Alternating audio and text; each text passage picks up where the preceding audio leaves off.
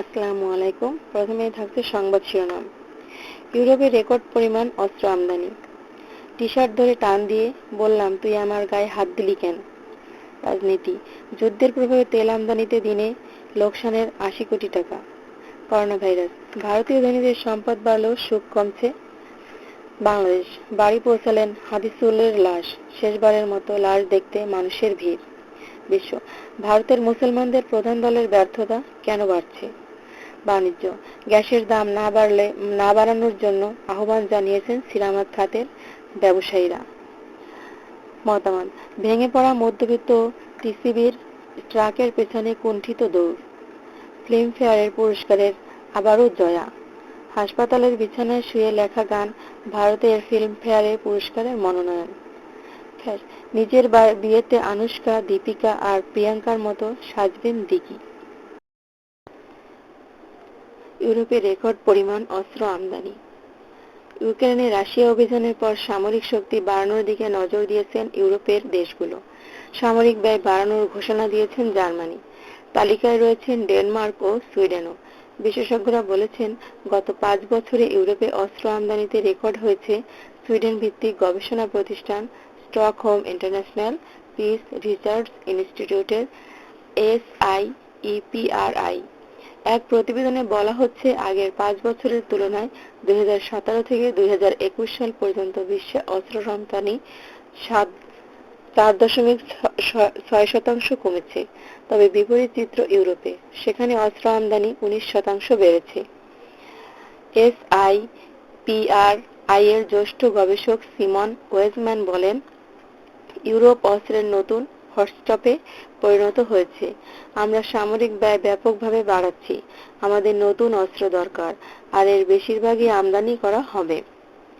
এই অস্ত্রের বেশিরভাগই যুক্তরাষ্ট্র ইউরোপের অন্য দেশগুলো থেকে আমদানি করা হবে বলে মনে করছেন ওয়েজম্যান।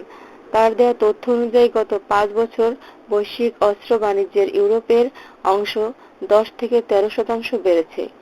ভবিষ্যতে তা উল্লেখযোগ্য হারে বাড়তে থাকবে। অস্ত্র কেনাবেচার অনেক চুক্তিতে অস্বচ্ছতা রাখা হয়। সহায়তা হিসেবে অস্ত্র সরবরাহ করলে সেখানে কোনো আর্থিক লেনদেন থাকে না। ফলে অস্ত্র বাণিজ্যের সঠিক চিত্র বের করা বেশ জটিল হয়ে পড়ে। এরপরও বছরে প্রায় ১০,০০০ কোটি মার্কিন ডলারের অস্ত্র বিক্রি হবে বলে ধারণা বিশেষজ্ঞদের। SIPRI এর দেওয়া তথ্য বলেছেন, গত ৫ বছরে আগের মতোই অস্ত্র আমদানিতে শীর্ষে অবস্থান ধরে রেখেছেন এশিয়া ও ওশেনিয়া অঞ্চল। আমদানি হওয়া মোট অস্ত্রের ৪৩ ভাগের ঠিকানা রয়েছে এ অঞ্চলের দেশগুলো। এসব দেশের মধ্যে প্রথম সারিতে রয়েছে ভারত, অস্ট্রেলিয়া, চীন, দক্ষিণ কোরিয়া, পাকিস্তান ও জাপান। গত ৫ বছরে আমদানি করা অস্ত্রের ৩২% গেছে মধ্যপ্রাচ্যের দেশগুলোতে। এ অঞ্চলে অস্ত্র আমদানির হার বেড়েছে ৩%। অপরদিকে উত্তর ও দক্ষিণ আমেরিকার দেশগুলো এবং আফ্রিকার আমদানি যথাক্রমে ৩৬ ও ৩৪% হারে কমেছে। বিশ্বের আমদানি করা অস্ত্রের ৬% যায় আমেরিকার দেশগুলোতে। একই পরিমাণ অস্ত্র আমদানি করে আফ্রিকাও। আঞ্চলিক হিসাবের বাইরে অস্ত্র আমদানির ক্ষেত্রে এককভাবে শীর্ষে রয়েছে ভারত ও সৌদি আরব। মোট অস্ত্রের ১১% করে মোট ২২% অস্ত্র যায় দেশ দুটিতে। এরপরই মিশর ৫.৭%, অস্ট্রেলিয়া ৫.৪% ও চীন ৪.৮% অস্ত্র আমদানি করে। অপরদিকে অস্ত্র রপ্তানির দিক থেকে গত ৫ বছরে সবচেয়ে এগিয়ে আছে যুক্তরাষ্ট্র। মোট রপ্তানির ৩৯%ই দেশটির দখলে। ১৯% অস্ত্র রপ্তানি করে দ্বিতীয় অবস্থানে রয়েছে রাশিয়া। রপ্তানিতে শীর্ষে ৫-এ, এরপরই রয়েছে ফ্রান্স ও জার্মানি।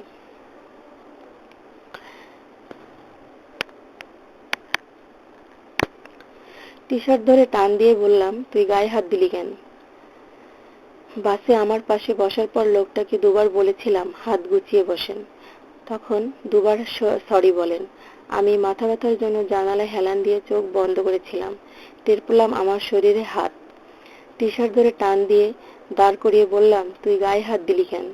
লোকটা বলল, কি আশ্চর্য, আপনি তো ঘুমিয়েছিলেন। চট করে মাথায় রক্ত উঠে যায়।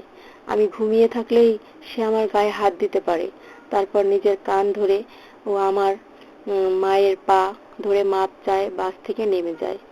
কথাগুলো রাজধানীর একটি কলেজের ছাত্রী কাজী জেবুন্নেসা কামালের। রোববার সন্ধ্যার পর মমিতা পরিবহনের একটি বাসে বসে এক লোক তার গায়ে হাত দিলে এভাবেই প্রতিবাদ করেন তিনি। জেবুন্নেসার ক্ষোভ, বাসের একজন পুরুষ যাত্রী এ ঘটনার প্রতিবাদে এগিয়ে আসেননি। উল্টে বলেছেন, লোকটি অহেতু ভুল স্বীকার করে মাপ চাইছে, তাই তাকে মাফ করে দিন। এ প্রতিবাদের সামান্য অংশ ভিডিও করতে পেরেছিলাম বাসের আরেক নারী যাত্রী। সেটি জেবুন্নেসাকে ফেসবুকে শেয়ার করতে বলেছিলেন তিনি। গতরাতে জেবুন্নেসা ভিডিওটি তার ফেসবুক অ্যাকাউন্টে শেয়ার করেন। ফেসবুকে ভাইরাল হয়েছে এটি। রোববার রাত 8:30 থেকে সোমবার বিকেল 4:45 পর্যন্ত শেয়ার করা পোস্টটি 22,000 মানুষ প্রতিক্রিয়া জানিয়েছেন। এটি 4,58,000 বারের বেশি ভিউ হয়েছে। পোস্টটি শেয়ার করেছেন 7,400 জন। রাজধানীর শনিরাকড়া থেকে জেবুন্নেসা ও তার মা হালিমা খানম বাসটিতে চড়ে যাচ্ছিলেন কল্যাণপুরে। আজিমপুরের কাছাকাছি বাসটি আসার পরই এই ঘটনা ঘটে। আসন খালি না থাকায় বাস চালকের পাশে ইঞ্জিনের কাছে জেবুন্নেসা দাঁড়িয়েছিলেন। পরে আসন পান। কিছুক্ষণ পর পাশের আসনে বসেন লোকটি। সোমবার মুঠোফোনে কথা হয় জেবুন্নেসা ও তার মায়ের সঙ্গে। জেবুন্নেসা বলেন, নিয়মিত বাসে চড়ি। আগেও 2-1 জনকে অসভ্যতা করার জন্য চড় থাপ্পড় দিয়েছি, তবে সেগুলোর ভিডিও নেই। গতকাল কেউ ভিডিও করবে বা করবে না মাথায় ছিল না। আমি ভাইরাল হওয়ার জন্য কিছু করিনি। এ ধরনের ঘটনা ঘটলে আমি প্রতিবাদ না করে থাকতে পারি না। জেবুন্নেসা ক্ষোভ প্রকাশ করে বললেন, বাসের কয়েকজন বসে যাত্রী নাকি মিটমিট করে হেসে বলছিলেন তারা পুরো ঘটনার ভিডিও করেছেন। শব্দ বন্ধ করে বা মিউট করে তাতে অন্য কিছু বসিয়ে ফেসবুকে ছেড়ে দিলেই ভাইরাল হয়ে যায়। ঘটনার কিছুক্ষণ আগে বসে ওঠা আরেক নারী কথাগুলো মুঠোফোনে ঘটনার সামান্য অংশ ভিডিও করেন প্রমাণ রাখতে। মেসেঞ্জারে ওই ভিডিও জেবুন্নেসাকে দিলে সেটি শেয়ার করা হয়। প্রথম থেকেই ওই লোককে স্বাভাবিকভাবে বসতে বলেছিলেন জেবুন্নেসা। বাসের অন্যরা যেন শুনতে পায়, সেজন্য একটু জোরে কথাগুলো বলছিলেন। ঘটনার সময় কয়েকজন নারী যাত্রী সে কথাই বলেছিলেন যে লোকটিকে আগেই সাবধান হাতে বলা হয়েছিল। তবে বাস চালক ও তার সহযোগী এবং পুরুষ যাত্রীরা পুরো ঘটনা বসে বসে দেখেন। লোকটিকে এভাবে মারা ঠিক হচ্ছে না বলে ভিডিও করলেও তার পরিবারের সমস্যা হবে, এ ধরনের উপদেশ দিলেন কেউ কেউ।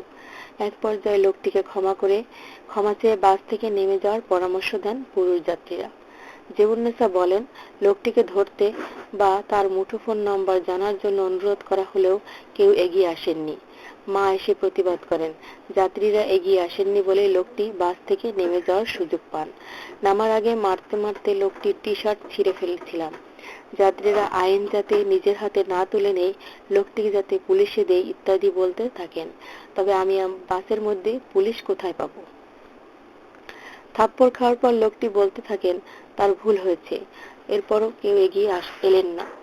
ক্ষুব্ধ হয়ে বলেছিলাম। জেবুন্নেসা বলেন, 35 থেকে 40 বছর বয়সী লোকটির আচরণ সহ্য করতে পারিনি বলেই গায়ে হাত তুলতে বাধ্য হয়েছি। কিন্তু একা আর কতক্ষণ আটকে রাখতে পারি? বাসে অন্য যাত্রী আছে, লাইট জ্বালানো আছে, তারপরও লোকটি সাহস পায় কেমনে? জেবুন্নেসা বলেন, এ ধরনের ঘটনার প্রতিবাদ করা উচিত বলে মনে করেন বলেই তিনি তা করেছেন। এতে তিনি ভয় পান না। গণমাধ্যমের নাম পরিচয় প্রকাশ পেলেও তার কোনো আপত্তি নেই, কেননা এ ধরনের প্রতিবাদে তার ব্যবসায়ী বাবা, বিশ্ববিদ্যালয় পড়ুয়া বড় ভাই, মামা, নানু, বন্ধু, স্বজনেরা সবসময় পাশে থাকেন। তবে নিজের যাতে কোনো বিপদ না হয় সেজন্য কিছুটা সাবধানও থাকতে বলেন। ভাইরাল হওয়া ভিডিওটিতে বেশিরভাগ মানুষ প্রতিবাদ করার সাধুবাদ জানিয়েছেন। কেউ কেউ খারাপ মন্তব্য করেছেন, বলেছেন বাসে এ ধরনের ঘটনা ঘটবে জানা কথা, বাবার গাড়িতে চড়ে যাতায়াত করলেই তো হয়। বিকেলে কথা হয় হালিমা খানমের সঙ্গে। তিনি জানান, শনিরাকড়ার ভাইয়ের বাসায় গিয়েছিলাম, সঙ্গে ছেলেও ছিল। তবে কাজ থাকার কারণে ছেলে আগেই চলে এসেছিল। পরে মেয়েকে নিয়ে বাসায় ফিরছিলেন। মধ্যবিত্ত পরিবারের সদস্য হিসেবে বাসে চড়ার তেমন কোনো বিকল্প নেই। হালিমা খানম বলেন, ইঞ্জিনের পাশে মেয়ে আমাকে বসিয়ে দেন। মেয়ে দাঁড়িয়ে ছিল, আমি খেয়াল রাখছিলাম। কিছুক্ষণ পর মেয়ে সিট পায়। তার পাশে একটা লোক বসে। এ নিয়ে আমি মাথা ঘামাইনি। মেয়ে নিজেকে কিভাবে নিরাপদ রাখতে হয় সে জানে। মেয়ের চিৎকার শুনে মেয়ের সিটের কাছে যাই। মেয়ে বারবার লোকটিকে বলছিলেন, তুই গায়ে হাত দিলি কেন? ততক্ষণে লোকটি আমার মেয়েকে মামুনি সম্বোধন করে ক্ষমা চাওয়া শুরু করছে। তখন আমিও বলি, পা ধরে ক্ষমা চাইতে। আমি আমার মেয়েকে বিশ্বাস করি। লোকটি অন্যায় না করলে মেয়ে এমন কাজ করতো না। বারবার লোকটি মেয়ের গায়ে হাত দেওয়ার কথা চেষ্টা করছে। তারপর মেয়ে ঘুমিয়ে গেছে ভেবে গায়ে হাত দেয়। আমিও মনে করি এ ধরনের ঘটনার প্রতিবাদ করা উচিত। আমিও প্রতিবাদ করি। তবে মেয়ের মতো অতটা সাহস আমার নেই। অন্য কারো সঙ্গে অন্যায় হচ্ছে বা কুকুর বিড়ালের সঙ্গে কেউ অন্যায় করলেও মেয়ে প্রতিবাদ করে। আমি জানি এতে মেয়ে বিপদে পড়তে পারে, কিন্তু ভেবে তো লাভ নেই। আমি জানি মেয়ে ভবিষ্যতে এমন ঘটনা ঘটলে প্রতিবাদ করবে, বলেছিলেন জেবুন্নেসার মা। মা যখন কথা বলছিলেন পাশ থেকে মেয়ে জেবুন্নেসা মুঠোফোন নিয়ে বললেন, সমাজের লোকজন মেয়েদের খারাপ বলে, কিন্তু কোনো মেয়ে যখন প্রতিবাদ করে তখন সমাজের মানুষগুলো আর এগিয়ে আসে না। তাই সমালোচনা যাই হোক, প্রতিবাদ করতেই হবে। গতকালের ঘটনার ভিডিও ফুটেজ আছে বলে লোকটি তার পরিবারের কাছে গিয়ে আর মিথ্যে বলতে পারবে না। তা না হলে বাড়ি ফিরে হয়তো বলতে পারতেন ছিনতাইকারী ধরেছিল বলে তার এ হাল হয়েছে। যুদ্ধের প্রভাবে তেল আমদানিতে দিনে লোকসান ৮০ কোটি টাকা। প্রতিমন্ত্রী, রাশিয়া ইউক্রেন যুদ্ধের প্রভাবে বিশ্ববাজারে জ্বালানি তেলের দাম বেড়েছে। এ পরিস্থিতিতে দেশে তেল আমদানিকারক প্রতিষ্ঠান বাংলাদেশ পেট্রোলিয়াম কর্পোরেশন বিপিসি এখন দিনে ৮০ কোটি টাকা লোকসান গুনছে। বিদ্যুৎ, জ্বালানি ও খনিজ সম্পদ মন্ত্রী নসরুল হামিদ আজ সোমবার এ তথ্য জানিয়েছেন। তিনি বলেছেন, বিশ্ব বাজারে গ্যাসের দাম কয়েক গুণ বেড়েছে। ভর্তুকি বাড়িয়ে পরিস্থিতি নিয়ন্ত্রণের চেষ্টা করছে সরকার। সকালে বিদ্যুৎ ভবনের বিজয় হলে forum for energy reporters of Bangladesh FERB ও নর্থ ওয়েস্ট পাওয়ার জেনারেশন কোম্পানির যৌথ উদ্যোগে মিট দ্য প্রেস অনুষ্ঠানে আয়োজন করে। সেখানে সাংবাদিকদের বিভিন্ন প্রশ্নের জবাব দেন প্রতিমন্ত্রী। প্রতিমন্ত্রী নজরুল হামিদ বলেন, এখনো ৬৪% বিদ্যুৎ উৎপাদিত হয় গ্যাস থেকে। আবার গরম বাড়তে থাকার প্রতিদিন ২০০ মেগাওয়াট করে বিদ্যুতের চাহিদা বাড়ছে। পরিস্থিতি এখন নিয়ন্ত্রণের মধ্যে আছে। গ্রাহক পর্যায়ে দাম তেমন না বাড়িয়ে ভর্তুকি দিয়ে ঘাটতি সামলানোর চেষ্টা করছে সরকার। নসরুল হামিদ বলেন, দেশে বিদ্যুৎ উৎপাদনের ক্ষমতা ৫ গুণ বেড়েছে। ক্যাপটিভ শিল্পে উৎপাদিত নিজস্ব বিদ্যুৎ ও নবায়নযোগ্য জ্বালানি বিদ্যুৎ সহ এখন ক্ষমতা ২৫,৫১৪ মেগাওয়াট, আর ১৩,০০০ মেগাওয়াট ক্ষমতার বিদ্যুৎ কেন্দ্র নির্মাণাধীন। সারা দেশের ৯৯.৮৫% এলাকায় বিদ্যুৎ সুবিধার আওতায় এসেছে। এটিকে শতভাগ বলা যায়। ২১ মার্চ শতভাগ বিদ্যুতায়নের ঘোষণা দেবেন প্রধানমন্ত্রী শেখ হাসিনা। বিদ্যুৎ সচিব হাবিবুর রহমান বলেন, দক্ষিণ এশিয়ার একমাত্র দেশ হিসেবে শতভাগ এলাকায় বিদ্যুৎ সুবিধার আওতায় আনতে পেরেছে বাংলাদেশ। ১ দশক আগে এটি ভাবা ছিল বিস্ময়কর ও অবিশ্বাস্য। দুর্গম পাহাড় চরাঞ্চলে পৌঁছে দেওয়া হচ্ছে বিদ্যুৎ। এ সময় পায়রা বিদ্যুৎ কেন্দ্রের ব্যবস্থাপনা পরিচালক খোরশেদুল আলম বলেন, ২০১৬ সালে কাজ শুরুর পর মাত্র ৩৭ মাসে পায়রা বিদ্যুৎ কেন্দ্রটি উৎপাদনে এসেছে। তিনি দাবি করেন, বিশ্বের সবচেয়ে কম সময়ে নির্মিত বিদ্যুৎ কেন্দ্র এটি। সঞ্চালন লাইন শেষ না হওয়ার পায়রার পুরো ক্ষমতায় কাজে লাগানো যাচ্ছে না। এ বিষয়ে অগ্রগতি জানতে চাইলে তিনি বলেন, আগামী ডিসেম্বরের মধ্যে সঞ্চালন লাইনের কাজ শেষ হবে, ঢাকায় বিদ্যুৎ পৌঁছানো যাবে। এর আগে এপ্রিল থেকে বিকল্প পথে খুলনা ও যশোর এলাকা শেষ করে ঢাকায় বিদ্যুৎ পৌঁছানো যাবে। এর আগে এপ্রিল থেকে বিকল্প পথে খুলনা ও যশোর এলাকায় যুক্ত করে ৮৫ ভাগ বিদ্যুৎ সরবরাহ করা হবে। এফইআরবির চেয়ারম্যান শামীম জাহাঙ্গীরের সভাপতিত্বে ও নির্বাহী পরিচালক রিশান নাসরুল্লাহর সঞ্চালনায় অনুষ্ঠানে আরও উপস্থিত ছিলেন বিদ্যুৎ উন্নয়ন বোর্ডের চেয়ারম্যান মাহবুবুর রহমান, পাওয়ার সেলের মহাপরিচালক মোহাম্মদ হোসাইন প্রমুখ। ভারতীয়দের ধনীদের সম্পদ বাড়লেও সুখ কমেছে।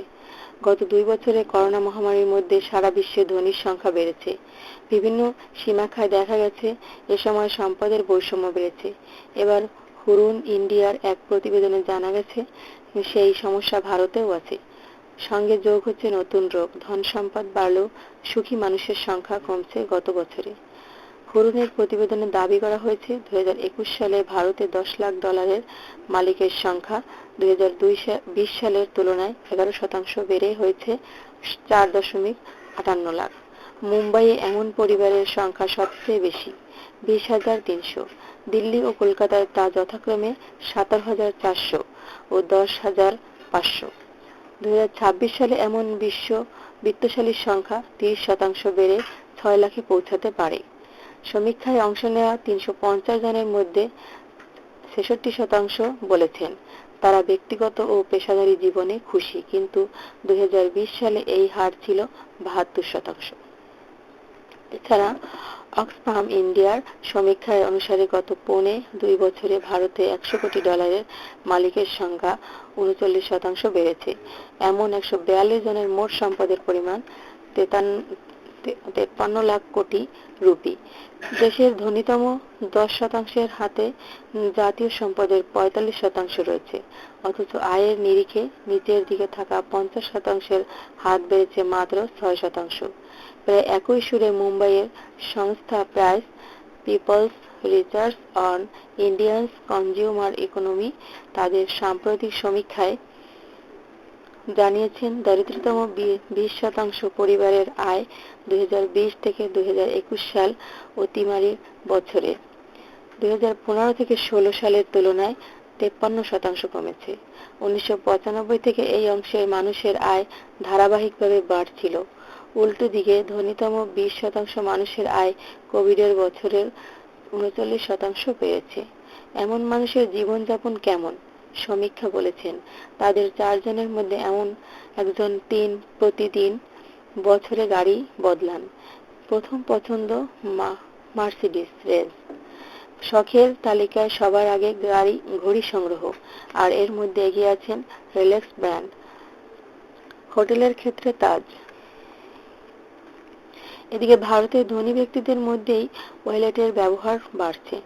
Harun India luxury consumer survey অনুসারে 2021 সালের ভারতের $10 লাখ মালিকের মধ্যে 63% অর্থ প্রদানের মাধ্যম হিসেবে ওয়ালেট ও ইউপিআই ব্যবহার করেছেন। গত বছর যা ছিল 18%। তবে ভারতের এই উচ্চ আয়ের মানুষেরা খুব একটা ঝুঁকি নিতে চায় না। মহামারীর সময় তো খাতে ঝুঁকি কম, সেই হিসাব তারা করছে খুব ভালোভাবে। তবে সামগ্রিকভাবে অবসান ও শেয়ার বাজারে তাদের বিনিয়োগের সবচেয়ে বড় জায়গা। এই প্রসঙ্গে হারুন ইন্ডিয়ার এমডি আনাস রহমানের বক্তব্য, আগামী 1 দশকে এদিকে দামি ও বিলাস দ্রব্যের ব্র্যান্ডের ব্যবসা বিস্তারের সুযোগ বাড়বে এই প্রবণতা। এদিকে আর্থসামাজিক বৈষম্য কমাতে ধনীদের ব্যয় বৃদ্ধির পক্ষে দাবি উঠছে বিভিন্ন মঞ্চে। হারুনের সমীক্ষা অবশ্য মাত্র 19% বিত্তশালী সমাজকে কিছু ফিরিয়ে দেওয়ার পক্ষে মত পোষণ করেন। কোভিড রুখতে যে বিধিনিষেধ দেওয়া হয় বিশ্বজুড়ে মানুষের মানসিক স্বাস্থ্যে তার বড় প্রভাব পড়ছে। মানুষ প্রকৃতিগতভাবে সামাজিক জীব, ফলে চলাচল ব্যবহৃত হলে সবাই বিষণ্ণ বোধ করেন। এক্ষেত্রে ধনী গরিব সবাই সমান। দেখা গেছে যেসব দেশের মানুষ সামাজিক সম্পর্কের কারণে সুখী, তারা গত 2 বছরে এই মহামারীকালে সুখী দেশের তালিকায় পিছিয়েছেন। আর যেসব দেশের মানুষেরা সুখের মূল কারণ অন্যের উপর আস্থা, তারা এই তালিকায় এগিয়েছেন।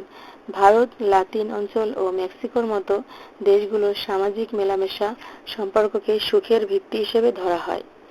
আর কোভিডকালে এই বিষয় সবচেয়ে বেশি ব্যাহত হয়েছে, ফলে তারা সুখী দেশের তালিকায় পিছিয়েছেন। অন্যদিকে চীন, জাপান ও নর্ডিক রাষ্ট্রগুলো থাকা মানুষের সুখের মূল ভিত্তি আইন ও প্রশাসনের উপর আস্থা ও বিশ্বাস। এই দুর্যোগ ও বিষয়গুলোকে তারা সক্রিয় হতে দেখেছেন। তার ফলে আগের তুলনায় সুখী হয়েছেন বেশি। বাড়ি পৌঁছালো হাদিসুরের লাশ, শেষবারের মতো দেখতে মানুষের ভিড়।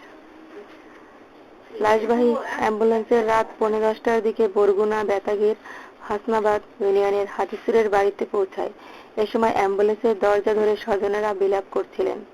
ইউক্রেনের অলিভিয়া বন্দরে আটকে থাকা বাংলাদেশি জাহাজ বাংলার সমৃদ্ধিতে রকেট হামলায় নিহত নৌ প্রকৌশলী হাদিসুর রহমানের লাশ বাড়িতে এসে পৌঁছেছে। আজ সোমবার রাত 10:45টার দিকে তার লাশ বরগুনার বেতাগীর উপজেলার হোসনাবাদ ইউনিয়নে তার নিজ বাড়িতে পৌঁছায়। এর আগেই বেলা 2টার দিকে তার লাশ নিয়ে বরগুনার পথে রওনা হন স্বজনেরা। এদিকে হাদিসুরের লাশবাহী অ্যাম্বুলেন্স বাড়িতে পৌঁছানোর পরে মা, বাবা, ভাই, বোন ও স্বজনদের আজহারিতে সেখানকার পরিবেশ ভারী হয়ে ওঠে। হাদিসুরের ছোট ভাই গোলাম মাওলা প্রিন্স বিলাপ করতে করতে বলেন, আমার ভাই আমাকে কেন ডাকে না? ভাই কি আমাকে আর ডাক দেবে না? ভাই আমার ঠান্ডা সহ্য করতে পারছে না। সেই ভাই আজ লাশ হয়ে শীতাতপ নিয়ন্ত্রিত গাড়িতেই বাড়ি আসছেন। ভাই আমার জীবনে অনেক কষ্ট করেছেন, এমন তো হওয়ার কথা ছিল না।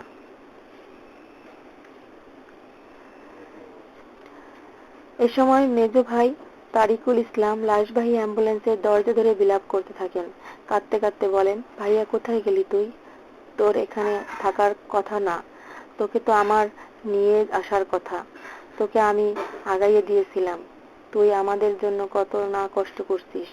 সন্তানের লাশ বাড়িতে পৌঁছানোর পরে শোকে মৃত্যুমান মা বাবা শুধু ফ্যালফ্যাল করে প্রিয় সন্তানের মুখটি খুঁজছিলেন।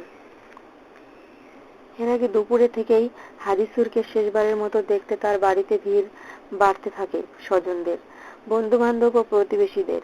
স্থানীয় জনপ্রতিনিধিরা তার বাড়িতে আসেন।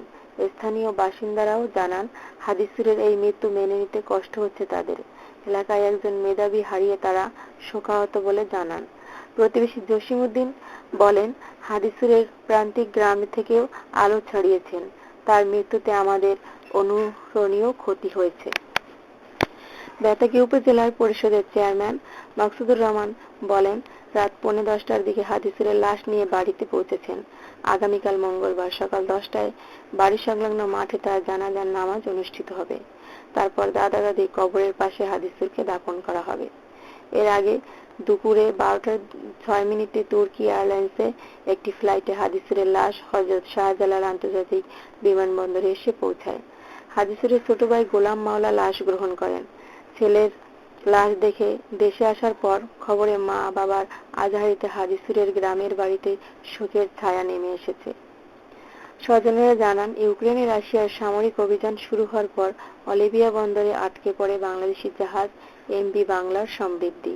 সেখানে নোঙর করা অবস্থায় 2 মার্চ ইউক্রেনের অলিভিয়া বন্দরে আটকে থাকা এমভি বাংলার সমৃদ্ধি জাহাজে হামলায় নিহত হন হাদিসুর। এরপর বন্দরের আশপাশ এলাকায় বসবাসকারী বাংলাদেশি নাগরিকদের সহায়তায় 3 মার্চ জাহাজে থাকা 28 নাবিকদের উদ্ধার করে বাংকারে সরিয়ে নেওয়া হয়েছিল। ভারতে মুসলমান প্রধান দলের ব্যর্থতা কেন বাড়ছে? ভারতের সংখ্যাগুরু হিন্দু সম্প্রদায়ের বড় অংশ গুরুত্বপূর্ণ নির্বাচনে হিন্দুবাদী দল ভারতীয় জনতা পার্টিকে বিজেপি ক্রমাগত জিতিয়ে চলছে। এ অবস্থায় প্রধান সংখ্যালঘু মুসলমান সম্প্রদায় সেই সব মুসলিম প্রধান দলকে একেবারেই ভোট দিচ্ছে না, যারা মুসলমান সমাজের স্বার্থ রক্ষার বিষয়টিকে প্রধান এজেন্ডা করে ভোট লড়ছে। ভারতের উত্তরপ্রদেশের নির্বাচনের ফলাফলের বিষয়টি আরও একবার প্রমাণিত হলো। গত বছর ঠিক এই সময় পশ্চিমবঙ্গের মুসলমান সমাজ সংখ্যালঘু সম্প্রদায়ের দলকে ভোট দেননি। ভারতের প্রায় 21 কোটি মুসলমান রয়েছে, তাদের মধ্যে 7 কোটি বা 1/3 রয়েছে পশ্চিমবঙ্গ উত্তরপ্রদেশে। এই দুই রাজ্যে মুসলমান সমাজ সংখ্যালঘু প্রধান দলকে ভোট না দেওয়ায় দলগুলোর রাজনৈতিক ভবিষ্যৎ নিয়ে প্রশ্ন উঠছে। উত্তরপ্রদেশের মুসলমান প্রধান এলাকায় 100 আসনে প্রার্থী দিয়েছিলেন অল ইন্ডিয়া মজলিস-ই-ইত্তেহাদুল মুসলিমিন AIMIM। তারা কোনো আসন না পেলে ভালো ভোট পাবে বলে আশা করা হয়েছিল, কিন্তু MIM আশানুরূপ ভোট পাননি। রাজ্যের 99টি আসনে AIMIM এর জামানত জব্দ হয়েছে। তারা এই আসনগুলোতে 16.6% কম ভোট পেয়েছেন। AIM এর এই অবস্থানকে লজ্জাজনক বলা হচ্ছে।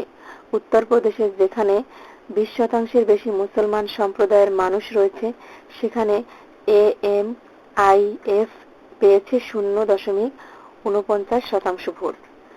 2017 সালে AIM এ যেখানে 38 আসনে প্রার্থী দিয়ে পেয়েছিলেন 0.20% ভোট, সেখানে এবার তারা পেয়েছেন 0.49% ভোট। তবে এ রাজ্যে 15 কোটি ভোটার, যেখানকার মুসলমান জনসংখ্যা প্রায় 4 কোটি, যেখানে ভোট প্রাপ্তির এই হার নগণ্য। গত বছরে পশ্চিমবঙ্গের নির্বাচনে সংখ্যালঘু সম্প্রদায়ের দল পীরজাদা আব্বাস সিদ্দিকীর ইন্ডিয়ান সেকুলার ফ্রন্ট আইএফএস 32 আসনে প্রার্থী নিয়ে মাত্র একটিতে জিতেছিলেন। তবে তাদের ফল অন্তত এআইএমআইএম এর চেয়ে ভালো হয়েছিল। তারা 1.30% ভোট পেয়েছিলেন আর অন্তত 10টি আসনে জামানত বাঁচাতে পেরেছিলেন। পশ্চিমবঙ্গে এআইএমআইএম 7টি আসনে প্রার্থী দিয়ে কোনো আসনই পাননি। বিষয়টি আশ্চর্যের, কারণ এআইএমআইএম আগের দুটি রাজ্য নির্বাচনে ভালো ফল করেছিল। 2020 সালে বিহারে 20টি আসনে প্রার্থী দিয়ে তারা জিতেছিল 5টি আসন। 2019 সালে মহারাষ্ট্রে 44টি আসনে প্রার্থী দিয়ে তারা জিতেছিলেন 2টি আসন। নিজেদের রাজ্য তেলেঙ্গানায় তারা 2018 সালে পেয়েছিলেন 7টি আসন। এই আসন প্রার্থী থেকে ধরে নেওয়া হয়েছিল যে ভারতে 100 বছরে পর মুসলমান সমাজের একটি দলের ফের উত্থান ঘটেছে। ঢাকায় 1906 সালে অল ইন্ডিয়া মুসলমান লীগ গঠিত হয়। পরের 50 বছর লীগ উপমহাদেশের মুসলমান সমাজের প্রধান দল হয়ে দাঁড়ায়। তারা পাকিস্তান রাষ্ট্র প্রতিষ্ঠায় প্রধান ভূমিকা পালন করে। 20 শতকের গোড়ার হিন্দুবাদী রাষ্ট্রচিন্তার বিপরীত দাঁড়িয়ে মুসলিম লীগের উত্থান হয়েছিল। পর্যবেক্ষকরা মনে করেন 21 শতকের গোড়ায় হিন্দুবাদী নবজাগরণের সামনে দাঁড়িয়ে একইভাবে এআইএমআইএম এর উত্থান হবে, কিন্তু তারা হলো না। সবচেয়ে বেশি সংখ্যক মুসলমান সম্প্রদায়ের মানুষ যে রাজ্যে থাকে সেই উত্তরপ্রদেশের কার্যত মুখ থুবড়ে পড়ল এআইএমআইএম। এর কারণ কি? এই প্রশ্নের উত্তরে রাজনীতি সমাজ বিশ্লেষক ও প্রতীচী ইনস্টিটিউটের জাতীয় গবেষণা সমন্বয় সাবির আহমেদ বলেন, স্বাধীনতার পর ধর্মের ভিত্তিতে দেশভাগের যে তকমা লাগলো সেটাকে সরতে মুসলমান সমাজ প্রধানত কংগ্রেসের সঙ্গে রয়ে গেল। যদিও দেশভাগের পর প্রশ্ন বিতর্কিত, এর জন্য সব পক্ষই দায়ী, কিন্তু এ নিয়ে নিজের আইডেন্টিটি ভিত্তিক একটা রাজনীতি, সেটা থেকে মুসলমান সমাজ সরে এলে এবং যে দল জিতবে তা জেতার অবস্থায় থাকবে তাকেই সমর্থন দেওয়ার সিদ্ধান্ত নিল। এই প্রসঙ্গে পশ্চিমবঙ্গের কথা বলা যেতে পারে, যেখানে আমরা 2021 সালে দেখলাম যে মুসলমান প্রধান দলকে কিন্তু সংখ্যালঘু সমাজ সমর্থন করল না। যদি করত তাহলে আইএসএফ হয়তো 30টি আসন পেত। কিন্তু প্রশ্ন হলো, তাতে কি মুসলমান সমাজের লাভ হতো? তৃণমূল কংগ্রেস কি এখন মুসলমান সমাজের হয়ে যেটুকু কাজকর্ম করছে তা করত, নাকি সমাজের সংখ্যাঘাত আরো বাড়ত? এই প্রশ্ন মুসলমানদের সমাজ বারবারই করে এবং তার ভিত্তিতে সিদ্ধান্ত নেয়। উত্তরপ্রদেশে তাই নিয়েছেন। সেই কারণে যে দলের জেতার সম্ভাবনা কিছুটা হলেও ছিল, সেই সমাজবাদী পার্টিকেই হয়তো তারা ভোট দিয়েছেন। অবশ্য ক্রমাগত যদি বিজেপি জিততে থাকে এবং ভারতের রাজনৈতিক মানচিত্র থেকে বিরোধী শক্তিগুলো প্রায় নিশ্চিত হয়ে যায়, তবে ভারতের মুসলমান সমাজ ভবিষ্যতে কি করবে সেটা একটা তাৎপর্যপূর্ণ প্রশ্ন, যারা বিশ্লেষণ প্রয়োজন। সার্বিকভাবে দেখতে গেলে হিন্দুবাদী দলের উত্থানের সঙ্গে সঙ্গে একটি বা একাধিক মুসলমান প্রধান দলের উত্থান ভারতের সাম্প্রদায়িক ভিত্তিক যে দ্বিমূলী বাইনারি মেরুকরণের রাজনীতি জন্ম দিত, তা ধর্মনিরপেক্ষ মধ্যপন্থার রাজনীতিকে একেবারেই ধ্বংস করে দিত। এতে লাভ হতো প্রধানত বিজেপির, কারণ হিন্দুরা সংখ্যাগরিষ্ঠ ও তারা যদি শুধু হিন্দুবাদী দলকে ভোট দেন, মুসলমানেরা সংখ্যালঘু প্রধান দলকে ভোট দিচ্ছে এই যুক্তিতে, তাহলে বিজেপিকে হারানো কখনোই সম্ভব হতো না। কিন্তু সেই দ্বিমূলী রাজনীতির রাস্তার ভারতের সংখ্যালঘুরা না হাঁটার ফলে ভবিষ্যতে ধর্মনিরপেক্ষ রাজনীতির রাস্তা এখনো খোলা রইল বলে অনেকে মনে করছেন। তবে এর পাশাপাশি একটা মনে রাখা প্রয়োজন যে সম্পূর্ণ ভিন্ন ইতিহাস এবং রাজনীতির কারণে অন্তত দুটি মুসলমান প্রধান দল ভারতে ভালো রকম ভোট ও আসন পাচ্ছে। এ রাজ্যে ক্ষমতাও এসেছে। 2021 সালে আসাম নির্বাচনের all India United Democratic front প্রায় 10% ভোট এবং 16টি আসন পায়। এছাড়া কেরালার ইন্ডিয়ান ইউনিয়ন অব মুসলিম লীগ গত 10 বছরে 8.5% ভোট এবং 15টি আসন পান। কিন্তু বাকি দুই রাজ্যে মুসলমান সমাজ সংখ্যালঘু দলের একেবারে সমর্থন না দেওয়ায় এ ধরনের দলের ভবিষ্যৎ নিয়ে প্রশ্ন তুলছেন বিশ্লেষকরা। গ্যাসের দাম না বাড়ানোর আহ্বান সিরামিক খাতের ব্যবসায়ীদের। বিশ্বে ব্যবহৃত জ্বালানি গ্যাসের মূল বৃদ্ধি না করতে বাংলাদেশ এনার্জি রেগুলেটরি কমিশনের প্রতি আহ্বান জানিয়েছেন Bangladesh ceramic manufacturers and export অ্যাসোসিয়েশনের বিসিএমই নেতারা রাজধানীর সেগুনবাগিচার ঢাকা রিপোর্টার্স ইউনিটি ডিআরইউ মিলনায়তনে আজ সোমবার সংবাদ সম্মেলনে এই আহ্বান জানান সংগঠনের নেতারা। সংবাদ সম্মেলনে সংগঠনের সভাপতি সিরাজুল ইসলাম মোল্লা বলেন, অনেক প্রতিকূলতা পেরিয়ে সিরামিক খাত প্রায় আমদানি বিকল্প শিল্প খাত হিসেবে প্রতিষ্ঠিত হয়েছে, কিন্তু গ্যাসের মূল্য ক্রমাগত বৃদ্ধি পাওয়ায় গ্যাস নির্ভর এই শিল্পের উদ্যোক্তারা বিপাকে। সিরাজুল ইসলাম মোল্লা আরো বলেন, বিগত 10 বছরে শিল্প খাতে গ্যাসের মূল্য প্রায় 100% বেড়েছে। এর মধ্যে 2019 সালে শিল্প খাতে ব্যবহৃত গ্যাসের মূল্য প্রায় 38% বৃদ্ধি পায়। এর ফলে তখন সিরামিক পণ্যের গড় উৎপাদন ব্যয় বেড়ে দাঁড়ায় 10 থেকে 12%।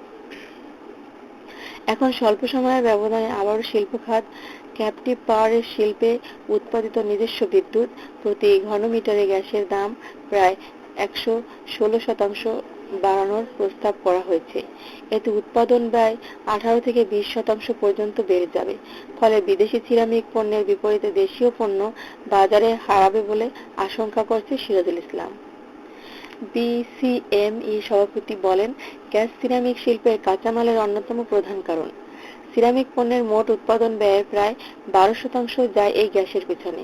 কিন্তু গ্যাসের মূল্য বৃদ্ধি পেলেও তৈরি করা হওয়া পণ্যের মূল্য ইচ্ছামতো বাড়ানো যায় না, ফলে উৎপাদকেরা আর্থিক ক্ষতির সম্মুখীন হন। বিসিএমই এর সাধারণ সম্পাদক ইরফান উদ্দিন বলেন, বিভিন্ন মাধ্যমে প্রকাশিত তথ্যে আমরা জানতে পেরেছি, গত 4 বছরে তিতাস গ্যাস 1500 কোটি টাকার বেশি মুনাফা করেছে। এরপর লোকসানের দাবি তুলে অবিবেচকের মতো আবারও গ্যাসের দাম বাড়ানোর প্রস্তাব আদৌ যুক্তিসঙ্গত নয়। ইরফান উদ্দিন আরো বলেন, অতীতে দাম বাড়ানোর সময় তিতাস কর্তৃপক্ষ প্রতিশ্রুতি দিয়েছিলেন উন্নত মানের গ্যাস নিরবচ্ছিন্নভাবে সরবরাহ করা হবে, কিন্তু বাস্তব অবস্থা সম্পূর্ণ বিপরীত। সঠিক চাপ ও মান ঠিক রেখে নিরবচ্ছিন্নভাবে গ্যাস সরবরাহের সক্ষমতা তিতাসের নেই। এর মধ্যে আরো দাম বাড়ানোর মরার উপর খাড়ার ঘার মতো। দেশে এখন 70টি সিরামিক কারখানা, টেবিলওয়্যার, টাইলস, স্যানিটারি ওয়্যার আছে। দেশি বিদেশি বিনিয়োগ আছে প্রায় 13,500 কোটি টাকা। এই খাত প্রতি বছর রপ্তানি করে প্রায় 400 কোটি টাকার পণ্য এবং সরকারকে রাজস্ব দেয় প্রায় 3,000 কোটি টাকা, আর গ্যাস বিল দেওয়া হয় প্রায় 1,200 কোটি টাকা। এই শিল্পের সঙ্গে প্রত্যক্ষ ও পরোক্ষভাবে জড়িয়ে আছেন 5 লাখ মানুষের কর্মস্থান। উদ্যোক্তাদের আশঙ্কা, গ্যাসের দাম বাড়লে নতুন কর্মসংস্থান তো হবেই, উল্টো শ্রমিক ছাঁটাই করতে হবে। সংবাদ সম্মেলনে আরো উপস্থিত ছিলেন বিসিএমই এর উপদেষ্টা কুতুবুদ্দিন আহমেদ, সিনিয়র সভাপতি মইনুল ইসলাম, পরিচালক রাশেদুল মইনুল ইসলাম, আব্দুল হাকিম। ভেঙে পড়া মধ্যবিত্ত টিসিবির ট্রাকের পেছনে কুণ্ঠিত দৌড়। তেল, চিনি, ডাল সহ নিত্যপণ্যের দাম বাড়ার সঙ্গে সঙ্গে পাল্লা দিয়ে টিসিবির লাইনে মানুষের লাইন দীর্ঘতর হচ্ছে। ভোর থেকে লাইনে দাঁড়িয়ে বিকেল গড়িয়ে গেলেও অনেকের ফিরে আসতে হচ্ছে খালি হাতে। ভালো পোশাকের মধ্যবিত্তরা গরিবের পাশে লাইনেই দাঁড়াচ্ছেন। ফেসবুকে ছড়িয়ে পড়া একটি ভিডিও দেখা যাচ্ছে, টিসিবির একটা ট্রাকের পেছনে দৌড়াচ্ছেন একদল মানুষ। শারীরিক ও মানসিকভাবে কুণ্ঠিত কয়েকজন। ভালো পোশাক পরিহিত সেই দৌড় অবধারিতভাবে পিছিয়ে পড়ছেন। আরেকটি ছবিতে দেখা যাচ্ছে, এক নারী একটা পণ্যশূন্য টিসিবির ট্রাকের পিছনে ঝুলে পড়ে মিনতি জানাচ্ছেন চাল, তেল কিংবা অন্য কোনো খাদ্যপণ্যের জন্য। 50 দশকের মুক্তি পাওয়া ঋত্বিক ঘটকের সিনেমা নাগরিক, এই সিনেমায় তিনি স্বাধীনতার উত্তর শহর কলকাতার সমাজ ভাঙানোর চিত্র তুলে এনেছেন শিল্পীর সংবেদনশীল মন দিয়ে। ভাঙনের কেন্দ্র মধ্যবিত্ত শ্রেণী। লেখাপড়া জানা মধ্যবিত্ত শ্রেণীর প্রতিনিধি পরিবারটি। পরিবারের প্রধান চাকরি থেকে অবসরে গেছেন। স্ত্রী ছেলে মেয়ে নিয়ে তার ছোট্ট সংসার। অসুখের খরচ মেটাতে গিয়ে নিজের বাড়ি বিক্রি করে দিতে হচ্ছে তাকে। পেনশনের আয়ের সঙ্গে মানিয়ে নিতে উঠতে পারছেন না। কলকাতায় সস্তা ভাড়ার ঘিঞ্জি একটা পাড়ায় ছোট পুরনো একটা বাড়িতে। পরিবারের কন্যাটির বয়স হয়ে গেল, বিয়ে হয়নি। বয়সের কারণে পাত্রপক্ষ তাকে পছন্দ করে না। ছেলেটি লেখাপড়া শেষ করে চাকরি প্রত্যাশী। ইন্টারভিউ দিতে এসে ভীষণ আশাবাদী। 1 মাসের মধ্যেই চাকরিটা হয়ে যাবে, ভাগ্য বদলে যাবে। ছেলেটা স্বপ্ন দেখে। পুরনো ঘরের দেওয়ালটা টাঙানো একটা পুরনো ক্যালেন্ডার, একটা মাঠ পেরিয়ে একটা লাল টালির বাড়ির ছবি। ছেলেটা স্বপ্ন দেখে চাকরি হলে তার প্রেমিকাকে বিয়ে করবে এবং এরকম একটা বাড়িতে সবাই মিলে সুখে শান্তিতে বাস করবে। দেখতে দেখতে 1 মাস পেরিয়ে যায়। হয়ে যাওয়া চাকরিটা আর হয় না। জীবন থেকে অনেকগুলো 1 মাস হারিয়ে গেলেও চাকরি আর হয় না।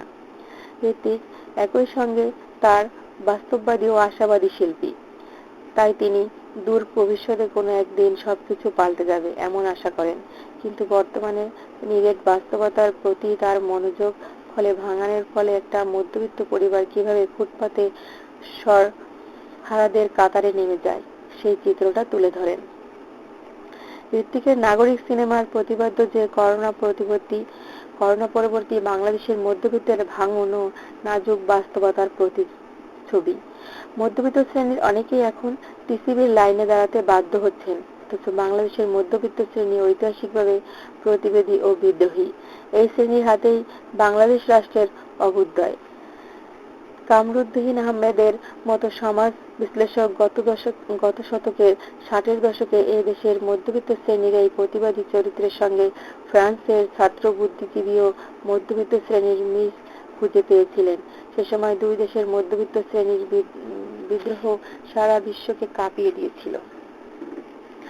ঋত্বিকের নাগরিক সিনেমার প্রতিপাদ্য যেন করোনা পরবর্তী বাংলাদেশের মধ্যবিত্তের ভাঙন ও নাজুক বাস্তবতার প্রতিচ্ছবি। মধ্যবিত্ত শ্রেণীর অনেকেই এখন টিসিবির লাইনে দাঁড়িয়ে থাকতে বাধ্য হচ্ছেন, অথচ বাংলাদেশের মধ্যবিত্ত শ্রেণী ঐতিহাসিকভাবে প্রতিবাদী ও বিদ্রোহী। ওই শ্রেণীর হাতেই বাংলাদেশ রাষ্ট্রের অভ্যুদয়। কামরুদ্দিন আহমেদের মতো সমাজ বিশ্লেষক গত শতকের 60-এর দশকে এদেশের মধ্যবিত্ত শ্রেণীর এই প্রতিবাদী চরিত্রের সঙ্গে ফ্রান্সের ছাত্র বুদ্ধিজীবী মধ্যবিত্ত শ্রেণীর মিল খুঁজে পেয়েছিলেন। সে সময় দুই দেশের মধ্যবিত্ত শ্রেণীর বিদ্রোহে সারা বিশ্বকে কাঁপিয়ে দিয়েছিল।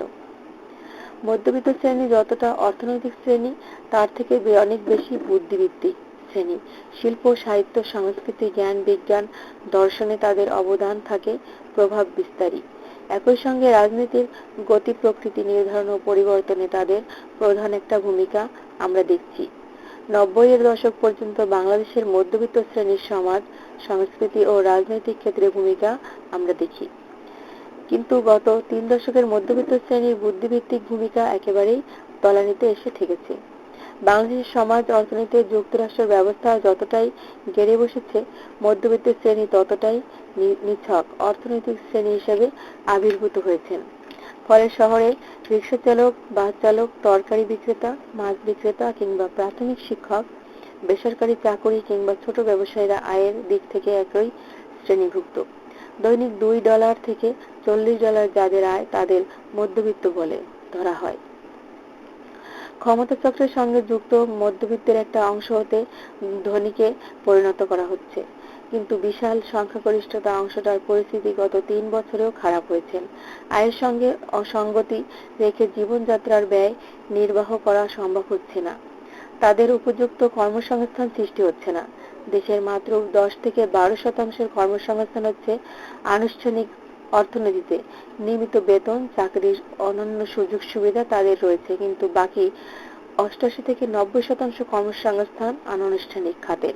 ফলে তারা ক্রমক্ষমতার দিক থেকে যে শ্রেণীকে মধ্যবিত্ত ধরা হয়, সেই শ্রেণী ঝুলন্ত দড়ির উপর ঝুলে। করোনা বা অন্য যে কোনো ধাক্কায় তাদের বিপুল অংশ দারিদ্র্য সীমার নিচে নেমে যায়। সাংস্কৃতিকভাবে ভেঙে পড়ার পর করোনা মহামারীতে অভিঘাতে ও অর্থনৈতিকভাবে মধ্যবিত্ত ভাঙছে। নতুন করে আবার চোখ রাঙাচ্ছে ইউক্রেনের যুদ্ধ। করোনা মহামারীতে ৩ বছরে বিপুল সংখ্যক মানুষ কাজ হারিয়েছেন।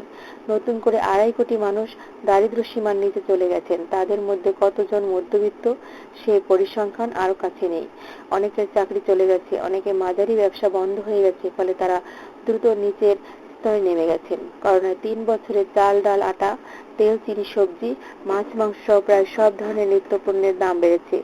ওষুধ, চিকিৎসাপত্রের খরচ, বাসা ভাড়া, পরিবহন ব্যয়, ছেলেমেয়েদের পড়াশোনার খরচ সবই বেড়েছে। কিন্তু আয় বাড়েনি, বরং বেশিরভাগের ক্ষেত্রে এটা কমেছে। এখন কোনো রকমে খেয়ে পড়ে বেঁচে থাকার সংগ্রামে ভালো পোশাক পরা লোকেরা এখন ট্রাকের দীর্ঘ লাইনে দাঁড়াচ্ছেন। কিন্তু টিসিবির পণ্য চাহিদার তুলনায় যোগান কম। সবচেয়ে বড় কথা, ব্যাপারটা অবমাননাকর। সকাল থেকে দীর্ঘ লাইনে দাঁড়াতে হবে, তারপরও ৯টার পর ট্রাক আসবে দুপুর ১২টা থেকে বেলা ১টা পর্যন্ত, কিংবা ২টায়। সেখানে পণ্যদ্রব্য থাকবে অপ্রতুল। ফলে দৌড়াদৌড়ি, হুড়োহুড়ি, প্রতিযোগিতার চিত্র নিত্যদিনের। রাষ্ট্র তো এই নিচের স্তরে নেমে যাওয়ার মধ্যবিত্তর একাংশের কথা ভেবে ট্রাকের পেছনে ছুটতে ছুটতে খাদ্যপণ্য কেনার এই অবমাননাকর ব্যবস্থা করেননি। তারা সেটা করেছেন গরিবদের জন্য। গরিবেরা অনুকম্পা পেতে ঠেলাঠেলি করবে, ধাক্কাধাক্কি করবে, এতে আর এমন কি? ছোটদের বড়দের সকলের, গরিবের, নিঃসংসের, ফকিরের, সব মানুষের দেশ হতে গিয়ে রাষ্ট্রের নীতিতেই বৈষম্যটাই এখন সবচেয়ে বড় সত্য। বৈষম্য পরিমাপের গিনির সঙ্গে বাংলাদেশের চরম বৈষম্যপূর্ণ রাষ্ট্রের সীমারেখা ছুটে চলেছে। ২০১০ সালে গিনি সহ ছিল 0.৪৫, সেটা ২০১৮ সালে 0.৪৮, 0.৫০-এর উপরে গেলে তো খুব খারাপ অবস্থা।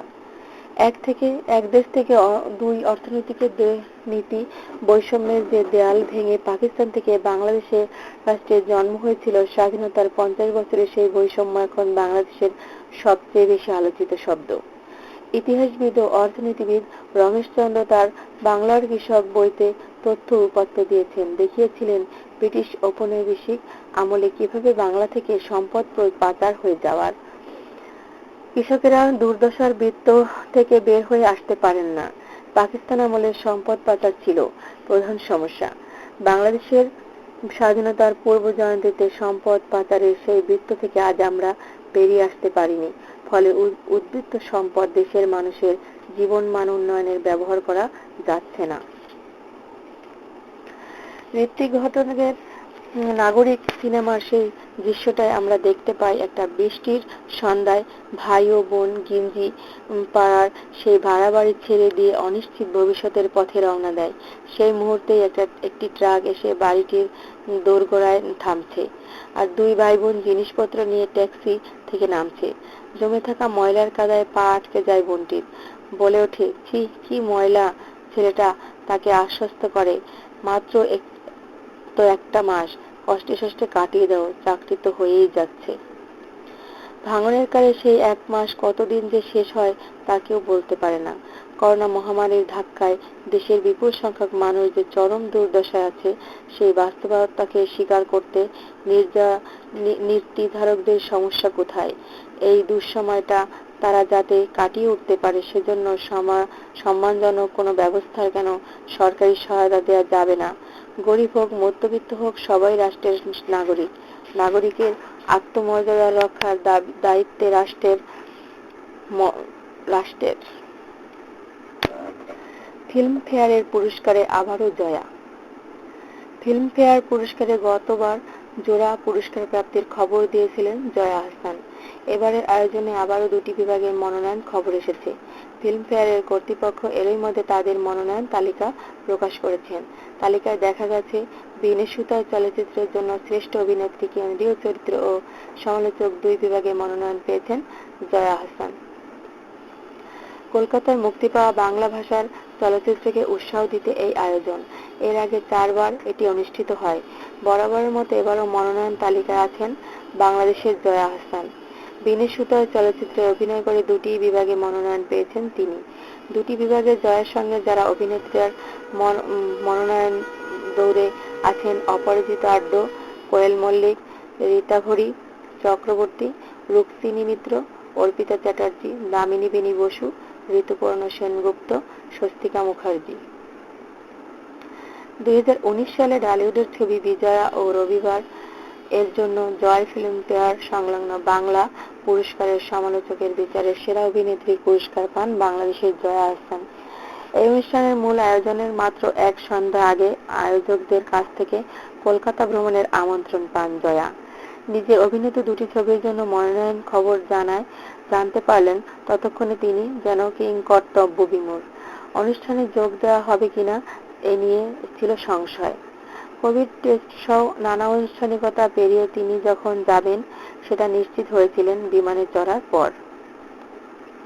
পুরস্কার প্রাপ্তির পর জয়া যখন বলেন পুরস্কার হওয়ার তিনি যেমন খুশি হয়েছেন তার থেকে বেশি খুশি হয়েছেন জয়ার সেখানকার বন্ধু ও চলচ্চিত্রের মানুষেরা। বিসর্জন সিনেমার অভিনয়ের জন্য 2018 সালে সেরা অভিনেত্রী হিসেবে জয়া আহসান ফিল্মফেয়ারের পুরস্কার পান। আরও আগে অরিন্দম শীল নির্মিত ঈগলের চোখ ছবিতে অভিনয়ের জন্য জয়া পেয়েছিলেন ফিল্মফেয়ার অ্যাওয়ার্ডের মনোনয়ন। 2014 সালের একই পরিচালকের আবদ্ধ ছবির জন্য পেয়েছিলেন মনোনয়ন। হাসপাতালের বিছানায় শুয়ে লেখা গান ভারতের ফিল্মফেয়ার পুরস্কারের মনোনয়ন। কলকাতার মুক্তি পাওয়া বাংলা ভাষার চলচ্চিত্রকে উৎসাহ দিতে আবার অনুষ্ঠিত হতে যাচ্ছে ফিল্মফেয়ার পুরস্কার। এটি পঞ্চমবারের মতো আয়োজন। এবার আয়োজনে বাংলাদেশ থেকে কয়েকটি বিভাগের মনোনয়ন পেয়েছেন অভিনয় শিল্পী, সঙ্গীত শিল্পী ও গীতিকার। ভারত থেকে ফিল্মফেয়ারের পুরস্কারের জন্য মনোনয়ন পেয়ে আনন্দিত তারাও। গেল 4 বছরে বলিউডের পাশাপাশি ভারতের কলকাতার বাংলা সিনেমার জন্য এই পুরস্কারের প্রথা চালু করেন ফিল্মফেয়ার কর্তৃপক্ষ। এর আগের আসরগুলোতে বাংলাদেশের জয়া আহসানের পুরস্কার প্রাপ্তির খবর একাধিকবার জানা গেছে। এদিকে প্রথমবারের মতো কলকাতা চলচ্চিত্রে অভিনয় করে সেরা অভিনয় শিল্পীর মনোনয়ন পেয়েছেন বাংলাদেশের জনপ্রিয় অভিনেতা মোশাররফ করিম। গেল বছর ছবিটিতে কলকাতার প্রেক্ষাগৃহে মুক্তি পায়। ছবিটি নিয়ে কলকাতার দর্শকদের আগ্রহ ছিল চোখে পড়ার মতো। কলকাতার প্রথম চলচ্চিত্রে অভিনয় করে সেরা অভিনয় শিল্পী হিসেবে মনোনয়ন প্রাপ্তির বিষয়টি মোশাররফ করিমকে খুবই আনন্দিত করেছেন। আজ সোমবার দুপুরে কলকাতা থেকে ঢাকায় ফিরছেন তিনি। বলেন, আলাপে দেশের তুমুল জনপ্রিয় এই অভিনয় শিল্পী বলেন, দেশের বাইরে থেকে মনোনয়ন পাওয়ার ব্যাপারটি নিঃসন্দেহে বেশ ভালো লাগার। শুটিংয়ের সময় কাজটা বেশ মনোযোগ দিতে করেছিলাম। ব্রাত্য বসুর সঙ্গে এটা ছিল আমার প্রথম কাজ। তিনি আমার কাজটি নিয়ে আনন্দিত ছিলেন। প্রেক্ষাগৃহে মুক্তির প্রথম শো থেকেই প্রশংসা পেয়েছি। ফাইনালি এই চলচ্চিত্রে অভিনয়ের জন্য ফিল্মফেয়ার পুরস্কারের সেরা অভিনয় শিল্পীর মনোনয়ন পেলাম। এদিকে এবারই বাংলাদেশের কোনো গীতিকার পুরস্কারের জন্য প্রথম মনোনয়ন পেয়েছেন। অল্প হলেও সত্যি, সিনেমার বা মায়ার কাঙ্গাল আমি গানটির জন্য মনোনয়ন পান গীতিকার আসিফ ইকবাল।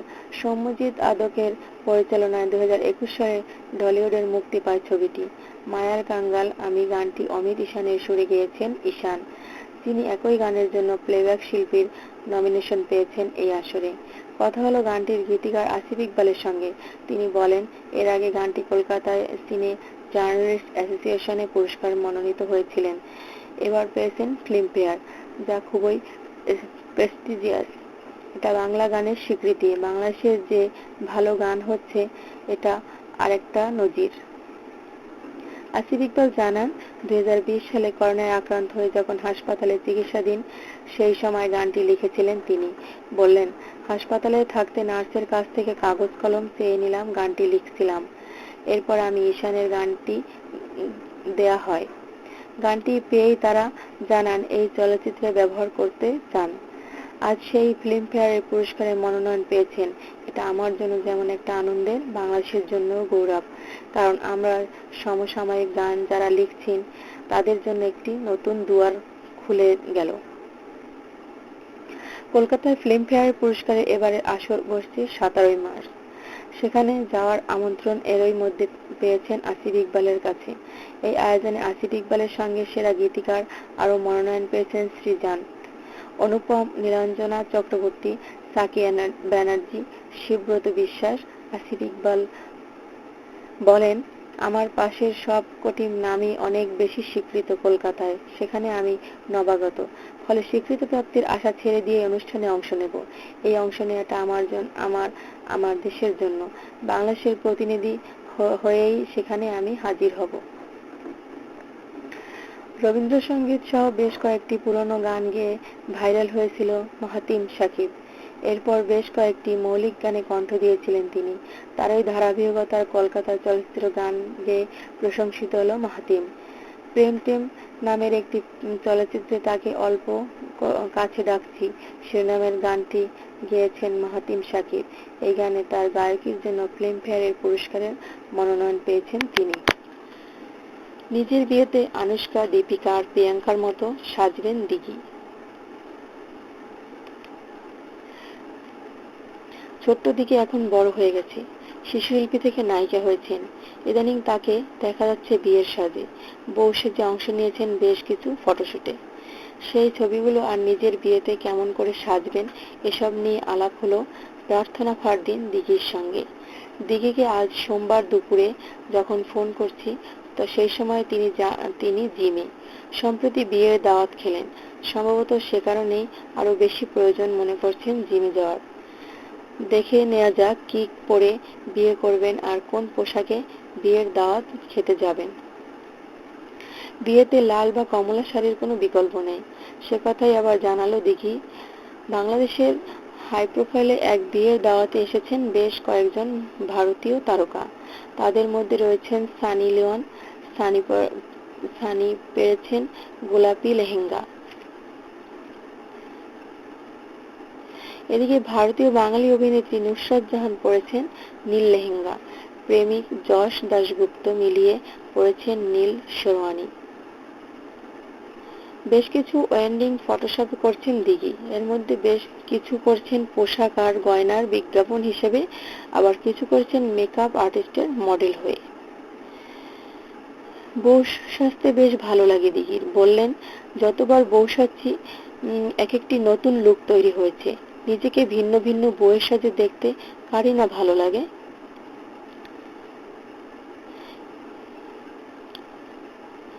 কবে সত্যি সত্যি বউ সাজবেন জানতে চাইলে হাসতে হাসতে বলেন, অনেক দেরি আছে, অন্তত ৫-৭ বছর পরে। নিজের বিয়েতে কিভাবে বউয়ের সাজ সাজবেন জানতে চাইলে বলেন, আমাকে যাতে অন্যরকম লাগে, বলিউডের তারকাদের মতো। তাদের প্রত্যেকের বিয়ের সাজ ইউনিক। আনুশকা, প্রিয়াঙ্কা, দীপিকা, ক্যাটরিনা সবার বিয়ের সাজ আমাকে অনুপ্রাণিত করেছে। আমি যার থেকে যেটা বেশি পছন্দ সেটা আমার মাথায় ঢুকিয়ে রাখছি, ওদের মতো করে সাজবো। আপাতত বিয়ে নিয়ে কোনো পরিকল্পনাই এই অভিনেত্রীর নেই। তবে উচ্চ মাধ্যমিক পাশ করেছেন, এবার শুরু হবে বিশ্ববিদ্যালয়ের যাত্রা। এই যে লেহেঙ্গা পরার অংশের সঙ্গে ছেঁড়া ফাটা জিন্স পরেছেন আর রয়েছেন গা ভর্তি গয়না, এটা প্রফেশনাল বউয়ের সাজ। এখন বিয়েতে পোশাক, সাজ আর গয়নার ট্রেন্ডের চেয়ে নিজের ব্যক্তিগত পছন্দই বেশি গুরুত্ব পায়। সবকিছুর পরেও বিয়েতে লাল বেনারসি আর লাল চুমকি পুঁথির কাজের লেহেঙ্গায় জনপ্রিয়তার সঙ্গে এগিয়ে যাচ্ছে। যারা আমাদের চ্যানেলটি এখনো সাবস্ক্রাইব করেননি তারা এখনই চ্যানেলটি সাবস্ক্রাইব করুন এবং পাশে থাকা বেল আইকনটি চেপে রাখুন, যাতে করে সবার আগে সর্বশেষ তাজা খবরটি আপনার কাছে পৌঁছায়।